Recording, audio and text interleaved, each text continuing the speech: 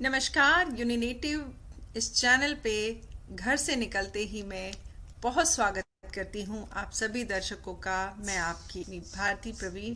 हमारे इस मंच पे जैसा कि अब तक आप देखते आए हैं, बहुत सी विदुषियों से आपने उनके विचार जाने, उन विषयों पे हमने बात की और आपसे साझा किया। आज हमारे साथ जुड़े हैं डॉक्टर यशोदा जी, हमारे साथ हैं। स्वागत है मैम आपका इस कार्यक्रम से निकलते ही। आपके लिए चंद पंक्तियां मैं पहले कहना चाहूंगी। मुश्किलों से भाग जाना आसान होता है, हर पहलू जिंदगी का इम्तिहान होता है। मुश्किलों से भाग जाना आसान होता है, हर पहलू जिंदगी का इम्तिहान होता है। डरने वालों को मिलता नहीं कुछ जिंदगी में, और लड़ने वालों के कदमों के आगे जहान होता है। और ऐसी ही मिसाल के तौर पे डॉक्टर यशोदा जी हमारे बीच मौजूद हैं। बहुत स्वागत और सत्कार के साथ आपका अभिनंदन करती हूँ आपके अपने कार्यक्रम में, घर से निकलते ही, जहाँ पे आपको अपार संभावनाएं मिलती हैं।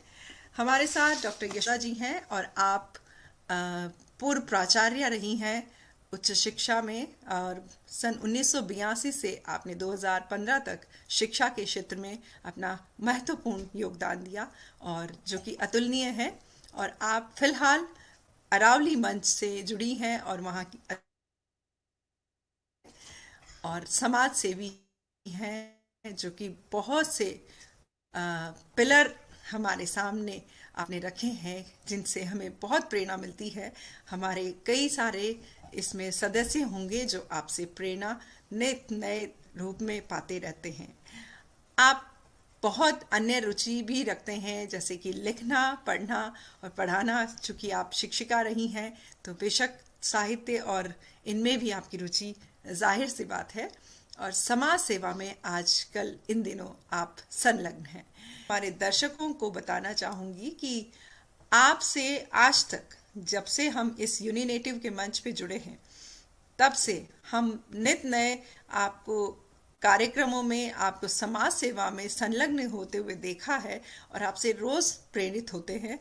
तो कुछ अपने बारे में हमें थोड़ा बताएं। बहुत स्वागत है। मेरा परिचय डॉक्टर यशोदा मीना, एक प्रिंसिपल। और मेरा मतलब मेरा जन्म स्थान है मारवाड़ जंक्शन, तहसील खारची, जिला पाली। और मेरा ससुराल है राजपूताना जयपुर, और मेरी कार्यस्थली है मत्स्य क्षेत्र अलवर। तो मेरा जन्म मारवाड़ जंक्शन में ही हुआ है, और वहीं मैंने प्राइमरी से मिडिल तक की शिक्षा प्राप्त की। इसके बाद में 12वीं से लेके एमए तक मैंने अजमेर में सावित्री गर्ल्स कॉलेज में शिक्षा प्राप्त की।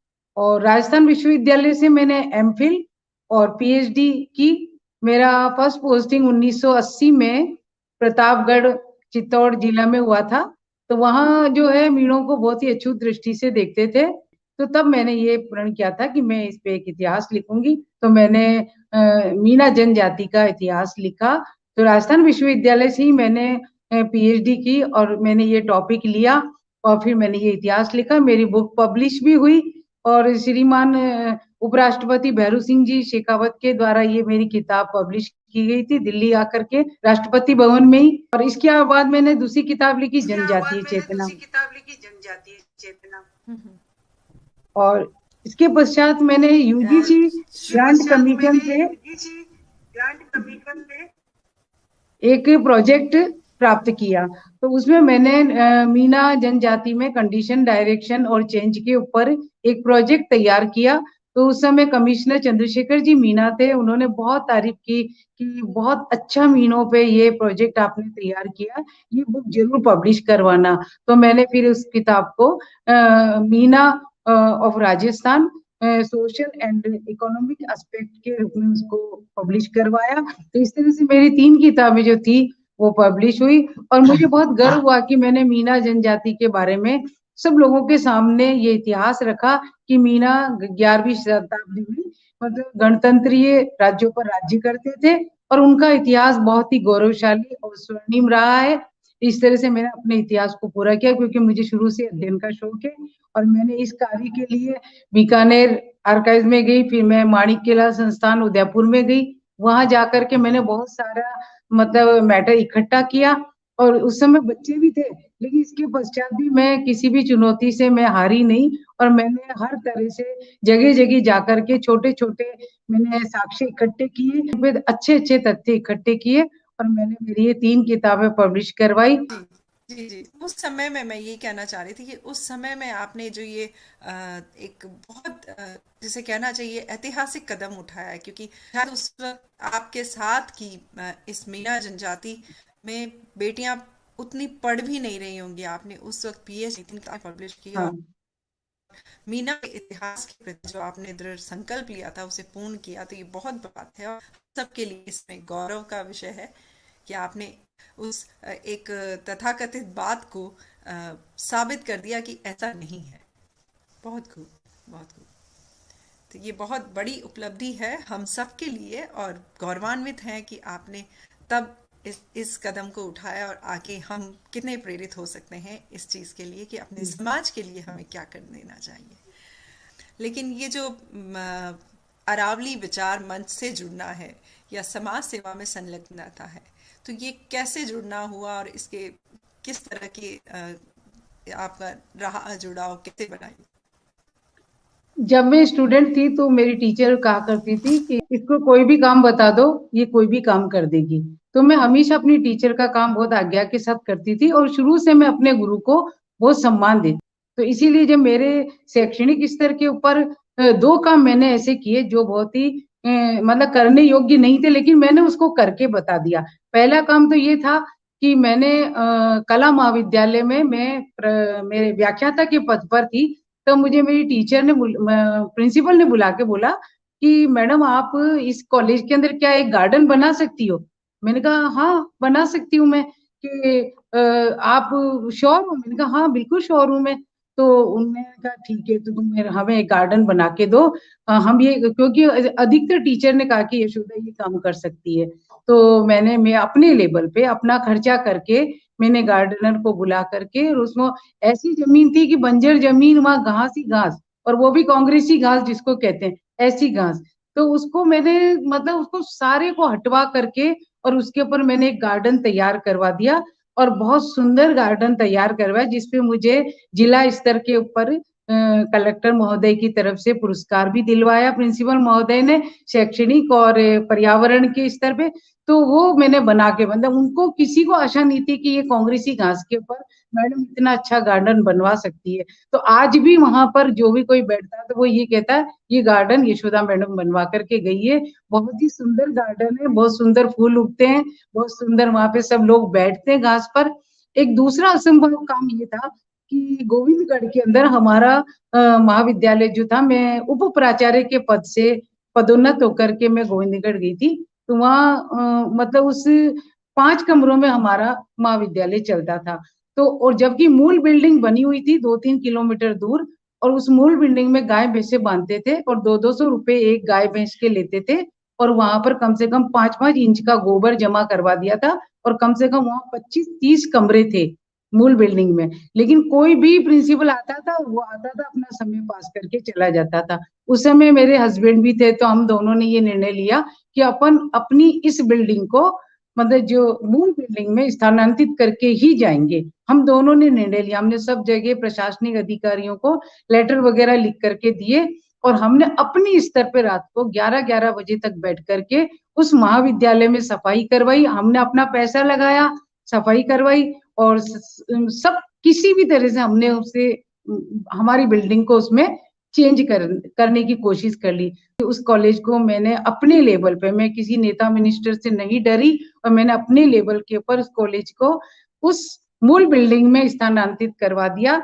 उसमें न तो पंखा था, न बिजली थी, कुछ भी नहीं था। लेकिन धीरे धीरे हमने देखा कि जब मैंने खड़े होके बोला, तो उसी समय दानदाताओं ने 51 पंखे, 7 कूलर, बिजली वगैरह सारी व्यवस्था कर दी। मुझे उसी समय खड़े खड़े दानदाताओं से सब वस्तुएं मिल गई जो हमको नहीं मिल रही थी। तो इस तरह से 2 इम्पॉसिबल काम जो है वो कहते हैं कि नहीं कर सकते, मैंने करके बता दिया। और आज भी मैं अपने जीवन में देखती हूँ दुनिया में इम्पॉसिबल काम कोई नहीं है। यदि हम अपने मन में ठान ले तो हम हर मंजिल को प्राप्त कर सकते हैं। क्योंकि कहते हैं ना कि जैसे महिलाएं कहती है कि इस पूरे चमन में फसले बहार पर मेरा हक है। अगर हम ये सोच लें तो हमारा हक है और हम उस हक को प्राप्त करके ही रहते हैं। तो ये दो काम मैंने इम्पॉसिबल करके बताए। फिर उसके बाद में अरावली मंच में रिटायरमेंट के बाद में अरावली मंच में इसलिए मैंने अध्यक्ष का पद ज्वाइन किया कि क्योंकि जितने भी अपने संगठन बने हुए थे उसमें महिला कोई अध्यक्ष नहीं, इससे पहले मतलब सारे संगठनों में पुरुष ही थे। तो मैं इस मानसिकता को भी दूर करना चाहती थी कि किसी भी संगठन को एक महिला भी चला सकती। तो मैं इस मिथक को तोड़ना चाहती थी। इस कारण मैंने अध्यक्ष के पद को स्वीकार किया और मैं चाहती थी कि मेरे मतलब देख रेख के अंदर महिलाओं का विकास हो, महिलाओं को आत्मबल मिले, महिलाएं जो है अपनी मंजिल को प्राप्त करें, उनका कैरियर निर्माण में मेरी महत्वपूर्ण भूमिका रहे। तो ये कारण मैंने अरावली विचार मंच का पद ज्वाइन किया। बहुत बहुत अच्छा लग रहा है ये सुनकर कि जो चैलेंज है, इम्पॉसिबल को आपने आई एम पॉसिबल बना दिया, और वो बहुत बड़ी बात है। उस समय में सर ने भी आपका साथ दिया, और जो आपने कहा कि किसी नेता से और किसी बड़े दिग्गज से नहीं घबराए आप, और आपने अपने दम पर जो एक मिसाल कायम की, वो काबिल तारीफ है। आपने जैसा कहा, महिलाओं को आपने उस वक्त महिलाएं नहीं थी और आप एक अध्यक्षा के तौर पे पहली महिला अध्यक्षा बनी। तो अरावली मंच विचार मंच जो समूह है, उसके माध्यम से आप विद्यार्थियों के साथ समाज सेवा में ज़्यादा संलग्नता रहती हैं। तो विद्यार्थियों को मूल में विषय बनाकर कुछ खास इसमें बात रही या क्या रहा, इसके पीछे मैं जानना चाहूँगी। जब मैं व्याख्याता के पद पर थी तो मैंने शुरू से देखा, एक दो बार मेरे को गर्ल्स कॉलेज में भी मेरी पोस्टिंग हुई, तो मैंने वहां देखा कि लड़कियों के एडमिशन से लेकर के और उसके एग्जाम के फॉर्म तक उनके भाई उनके को छोड़ने आते हैं, भाई फॉर्म भरने आते हैं और भाई उनका सारा काम करते हैं।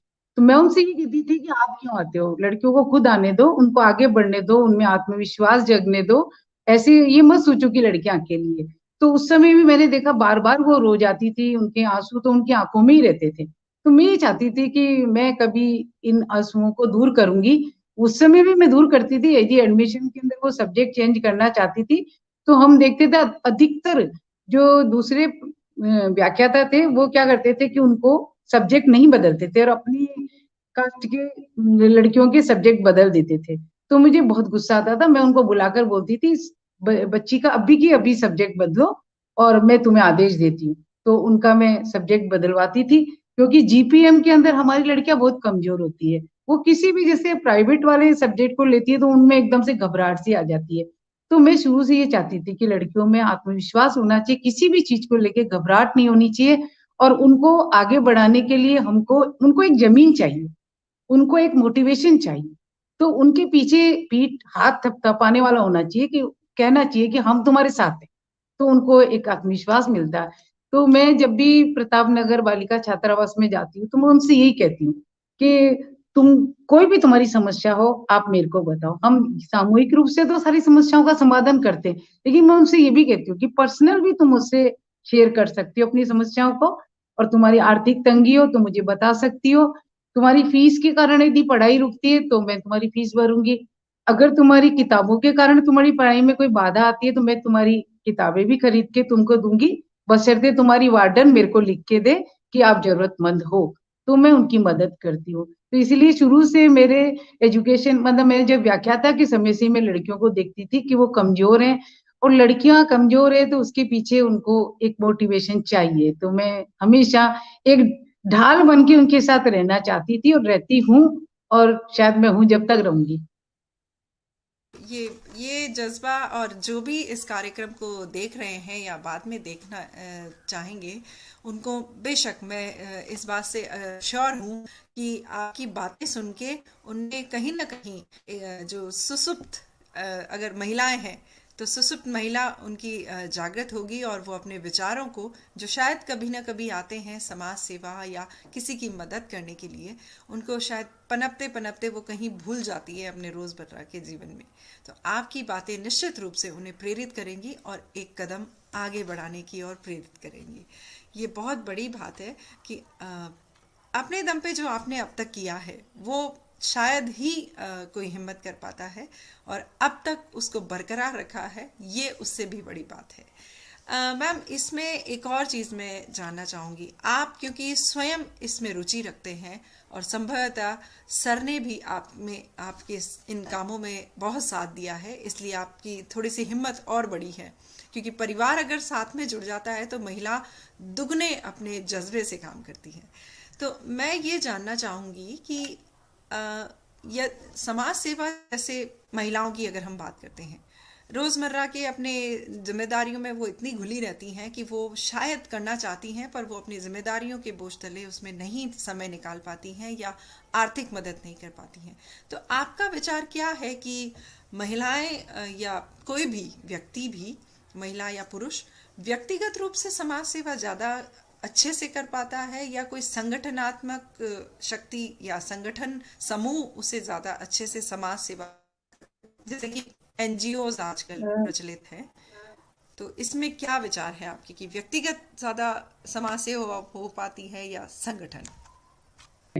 मैं भी जब पढ़ाई कर रही थी तो मेरी बीए करके शादी कर दी गई थी। मेरे ससुराल वालों ने बहुत विरोध किया था मैं नौकरी नहीं करूं, लेकिन जब हम अनुकूल होते हैं तो हम प्रतिकूल को भी अनुकूल बना सकते हैं अपनी सकारात्मकता से।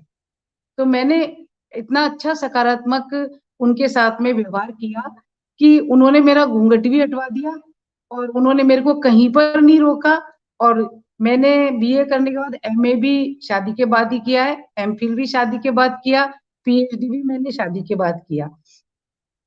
तो मेरे हस्बैंड ने, मेरे ससुर ने, मेरी सास ने कहीं मेरी बाधा नहीं बने वो, और मेरे को हर जगह मोटिवेट किया। मुझे आगे बढ़ाने में उनकी अहम और अग्रणीय भूमिका है, मेरे पति की और मेरे ससुराल वालों की। वो कहीं बाधा नहीं बने मेरे। लेकिन फिर भी मैं कहूंगी कि सामूहिक रूप में एक अलग शक्ति होती है। महिलाएं अगर सब मिलकर के एक संगठन के रूप में कोई कार्य करे तो उसकी शक्ति दुगनी हो जाती है। महिला एक अपने आप के अंदर प्रकृति का उपहार है, अपने आप में शक्ति है, अपने आप में एक रचनात्मक है। और वो सब मिलकर के यदि उन सब गुणों को अपनाए और सब मिलकर के कोई सामूहिक कार्य करे तो उसकी बात ही अलग होती है। इसलिए जो हमारा ये संगठन है उसके द्वारा हम महिलाओं को एक जमीन देते हैं और महिलाएं वहां आकर के अपने आत्मविश्वास को प्राप्त करती है। क्योंकि जैसे आज अपन बोल रहे हैं, लेकिन कुछ महिलाएं ऐसी होती है कि वो बोलने से घबराती है, आगे बढ़ने से घबराती है, अपनी समस्या को बताने से घबराती है। तो हमारे मंच में एक ऐसी आधार शक्ति होनी चाहिए कि वहां हर महिला अपनी समस्या को शेयर करे, बतलाए और आगे आए, आत्मविश्वास को बढ़ाए और काम करे। इसके पीछे ये होता है कि महिलाओं में आर्थिक संबल होना चाहिए। क्योंकि यदि किसी महिला को आर्थिक संबल मिलेगा तो वो अपने आप हर चुनौती का सामना कर लेगी। लेकिन अगर वो आर्थिक कमजोर है तो उसको अपने पति की या ससुराल वालों की हर बात को मानना पड़ेगा, उन शर्तों को स्वीकार करना पड़ेगा। इसलिए मैं ये चाहूंगी कि हर महिला, चाहे वो अनपढ़ हो, वो नहीं पढ़ रही हो वो, लेकिन फिर भी उसके बाद भी उसके अंदर एक ऐसी शक्ति होती है कि वो फिर भी कुछ कमा सकती है। लघु उद्योग से या अचार बना के, पापड़ बना करके, कपड़े सिल करके, बुटीक खोल करके, तो वो सब कुछ कर सकती है। लेकिन उनको कोई बढ़ाने वाला होना चाहिए, कोई आर्थिक सहारा देने वाला होना चाहिए, कोई मोटिवेट करने वाला होना चाहिए। इसलिए महिलाओं को आगे बढ़ाने के लिए ऐसे मंच की आवश्यकता है, ऐसे संगठन की आवश्यकता है। ऐसे संगठन के माध्यम से ही आगे बढ़ सकते हैं। तो मैं यही कहूंगी कि हम एक ऐसा मंच तैयार किए हैं जहां पर जो आजकल जो कुप्रथाएं हैं, जैसे आप देखिए, हम अभी भी देख रहे हैं हमारे समाज के अंदर दहेज प्रथा एक तरह से विकराल दानव के रूप में चल रही है। ऊपर नहीं तो अंडरग्राउंड ले रहे हैं लोग। टीका प्रथा बंद कर दी गई है, तब भी टीका लिया जा रहा है। नुक्ता प्रथा बंद कर दी है, लेकिन फिर भी नुक्ता कहीं ना कहीं, चाहे तीसरे में करो, कभी भी करो, कर रहे हैं। तो इस तरह से यदि हम सब लोग मिलकर के, हम अपने गांव में, अपने परिवार में या अपने आसपास के एनवायरमेंट के अंदर इस तरह की कुप्रथाओं पे रोक लगाएं तो कहीं ना कहीं तो फायदा होगा। तो इसीलिए हमको ऐसा ये जो हमने मंच बनाया है, ये मंच और ये संगठन बहुत जरूरी है हमारे लिए। और इसी के मार्फत से हम महिलाओं को आगे बढ़ा सकते हैं, उनका विकास कर सकते हैं। क्योंकि महिलाएं जो होती है समाज की परंपराओं और संस्कृति की संवर्धक होती है। समाज के विकास में, राष्ट्र के निर्माण में महिलाओं का महत्वपूर्ण योगदान होता है। तो हम जो है आगे बढ़ करके उनकी इस उत्पीड़न को मिटाएं और उनको हर तरह से मतलब शक्ति प्रदान करें, तो महिला ही महिला की ताकत बन सकती। और जैसे आपका सर्वश्रेष्ठ उदाहरण हो सकता है, क्योंकि आपको देखकर बहुत से महिलाएं, मैं अगर इस अगली पीढ़ी में आती हूँ तो मैं बहुत प्रेरित होती हूँ कि आप उस समय ये काम कर सकते हैं। तो हमारे पास साधन, असंख्य साधन है। कमी है तो सिर्फ जज्बे की, अपने आत्मविश्वास की, जो कि आप जैसे महिलाएं जो समाज में एक प्रेरणा स्रोत हैं, उनको देखकर कई महिलाएं प्रेरित हो सकती हैं और आपको देखकर ही संबल आ सकता है। तो हमें कहीं ना कहीं जैसे यूनिनेटिव जो हमारा समूह है, ये इस समूह में एक से बढ़कर एक महिला सदस्य हमारे बीच में है। जैसे कि आपने कहा, आईपीएस हैं, आईएएस हैं, आरएस हैं, और कई इसमें इतनी गुणी और प्रबुद्ध महिलाएं हैं जो अभी व्यावसायिक रूप से संलग्न है। कुछ भारत सेवा में है, भारत सरकार में है, और कुछ प्राइवेट में भी है, लेकिन अपने उच्च शिखर में है और शिक्षा का उन्होंने बहुत ही सर्वश्रेष्ठ उदाहरण दिया हुआ है। यदि आपने जो कहा उस बात को कहें, यदि हम उनका संबल बनते हैं, उन्हें हमें देखकर शक्ति मिलती है, तो क्यों ना हमें वो शक्ति बनना चाहिए। नारी यत्र नारीस्तु पूजन्ते रमन्ते तत्र देवता। यदि महिलाओं के महत्व को महत्वपूर्ण माना जाएगा तो निसंदेह समाज की अलग ही छवि होगी। और आज जो आपसे वार्ता हुई, हमारी चर्चा हुई, इस बारे में मैं बहुत ही गदगद हूँ और बहुत ही उत्साहित हूँ आज से इसके बाद कि आपसे कितनी प्रेरणा हम ले सकते हैं। नवयुवा हमारे साथ जुड़कर और पुराने जो पीढ़ी है वो भी हमारे साथ चलकर, हमारे ऊपर हाथ रखकर हम समाज को एक नई दिशा दे सकते हैं। तो कहीं ना कहीं मैं बस आखिरी बात आपसे ये कहना चाहूँगी, आपके विचार जानना चाहूँगी कि यूनिनेटिव इंडिया जैसे सशक्त संगठन जो अभी बन रहे हैं, उसमें महिलाओं की भूमिका है और महिला संगठन है क्योंकि ये, तो इसकी भविष्य में जो भी भूमिका होगी अपने समाज के प्रति, उसमें आप जैसे प्रबुद्ध जनों का आशीष हमें चाहिए होगा, आपका मार्गदर्शन हमें चाहिए होगा, ताकि हम इसे नया आयाम अपने समाज को दे सकें। तो आप इस बारे में यूनिनेटिव को प्रेरित करने के लिए 2 शब्द अपने आखिर में कहना चाहेंगे। मैं आपको एक यूनिनेटिव जो संगठन है वास्तव में बहुत ही सशक्त संगठन है और महिलाएं भी सशक्त है। जी जी। और इसके अंदर एक सरपंच को भी लिया जाए, एक प्रधान को लिया जाए, क्योंकि हम देखते हैं कि उनसे भी गांव का बहुत विकास होगा। जी और जी। इस संगठन के माध्यम से हमने समाज को एक ऐसी जमीन दी है जहाँ महिलाओं को बुला करके हम उनका मतलब इंटरव्यू लेकर के और लोगों के सामने उनका मैसेज देके काफी इससे मोटिवेशन मिलेगा। और मैं यही मतलब आपको ये राय दूंगी कि इस संगठन के अंदर और भी अच्छी, मतलब वैसे तो सारी है ही, लेकिन फिर भी एक ऐसा ग्रुप तैयार किया जाए जो किसी मतलब किसी भी, जैसे कोई लड़की है या कोई महिला है जिसकी कोई समस्या है और वो सबके सामने नहीं बता सकती है, तो वो हमें इस मतलब आप ऐसा मैसेज इसमें डालें कि वो हमें इस ग्रुप में, इस संगठन के अंदर आकर के अपनी समस्याएं शेयर कर सकती है, उसका समाधान होगा, उनको हम निराकरण करेंगे, उनका रास्ता बताएंगे। तो निश्चय ही इस संगठन के माध्यम से हम महिला सशक्तिकरण को बहुत बड़ा बढ़ावा देंगे। और 8 मार्च को तो हम ईंट से ईंट बजा देंगे और बता देंगे लोगों को कि ये संगठन हमारा बहुत ही सशक्त संगठन है और इस संगठन के माध्यम से हम महिलाओं को मतलब आगे बढ़ाएंगे, उनमें विकास करेंगे। जो हमारी आधी आबादी है, उस आधी आबादी को पूर्ण हक मिलना चाहिए, मिल भी रहा है। और महिलाएं इस समय आप देखिए कंधे से कंधा मिलाकर काम कर रही है। 26 जनवरी पे जो जवान काम करते थे वो आज महिलाओं ने करके बता दिया। अब 26 जनवरी में इस तरह के वो कर्तव्य बताएंगी कि जो पहले जवान करते थे और ये कहते थे महिलाएं नहीं कर सकती, लेकिन महिलाएं भी वो कर्तव्य करेंगी और 26 जनवरी को सबके सामने ये शो प्रदर्शित करेंगी कि महिलाएं किसी से कम नहीं है। हर जगह, हर क्षेत्र में, हर जमीन से लेके आसमान तक, क्योंकि कर्म प्रधानता हो तो फर्श से अर्श तक पहुंचा जा सकता है। ये देखिए, इसलिए कर्म जरूरी है और बशर्ते हर संगठन में ईमानदारी होनी चाहिए, सैद्धांतिक ना होकर के व्यवहारिक होना चाहिए। और हर संगठन जो है वो महिलाओं को आगे बढ़ाने के अंदर मजबूत बने, क्योंकि हम महिला ही महिलाओं को आगे बढ़ा सकते। बिल्कुल बिल्कुल। आधी आबादी जो है उसे पूरी आज़ादी होनी चाहिए और जीवन जीने की भी आज़ादी होनी चाहिए अपने हिसाब से। बहुत खूब आज की ये चर्चा रही और मैं निश्चित रूप से कहूँगी कि जो भी दर्शक इसे देखेंगे वो बहुत प्रेरित होंगे और मेरे ख्याल से इस सेशन के बाद, इस एपिसोड के बाद वो अपने सुसुप्त जो व्यक्तित्व है उसको जगाएंगे और किसी न किसी समाज के हित के लिए कुछ अपना एक कदम बढ़ाएंगे। और महिलाओं को मैं भी यदि आपको और बहुत कुछ बहुत नहीं कर मैं सके। भी जी। आपको बहुत बहुत धन्यवाद देती हूँ कि मुझे आपने यहाँ आने का मौका दिया और जी। समाज में मैसेज पहुंचाने का मौका दिया कि जो भी जी। बालिकाएं हैं वो सशक्त हैं, शक्तिशाली है, अपने आप में ताकतवर। बहुत धन्यवाद, बहुत धन्यवाद। जी, और आपका सुझाव मैं हमारे इस यूनिनेटिव के प्रमुख व्यक्तियों तक पहुंचाऊंगी कि इसमें सभी को संलग्न किया जाए। वैसे इसमें काफ़ी महिलाएं हैं जो सरपंच के तौर पे भी कार्यरत हैं फिलहाल। हाँ और हाँ बहुत से ऐसे जो एक वार्ता करने की बात है कि उन समस्याओं को जाना जाए, तो धीरे धीरे मैम इसमें कमेटी बनती जा रही है। हम हाँ एक एक करके कमेटी बना रहे हैं कि जो हम्म, मेडिकल संबंधी है वो उनमें हाँ कई हाँ चिकित्सक महिलाएं हैं उनको संलग्न हम्म किया हम्म जाएगा।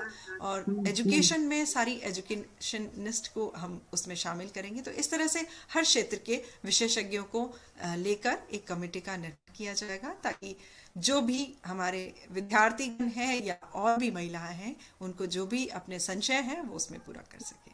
बहुत सुंदर सुझाव और बहुत खूबसूरत हाँ, वार्ता के साथ आज का ये कार्यक्रम हम डॉक्टर यशोदा जी के साथ यही संपन्न करते हैं। और आपसे थैंक आशा यू। है, उम्मीद है कि आप हमारे कार्यक्रम को सराहेंगे। कमेंट्स में अपने बहुत खूबसूरत कमेंट्स के साथ हमें और प्रेरित करेंगे। बहुत शुक्रिया, धन्यवाद। Thank you.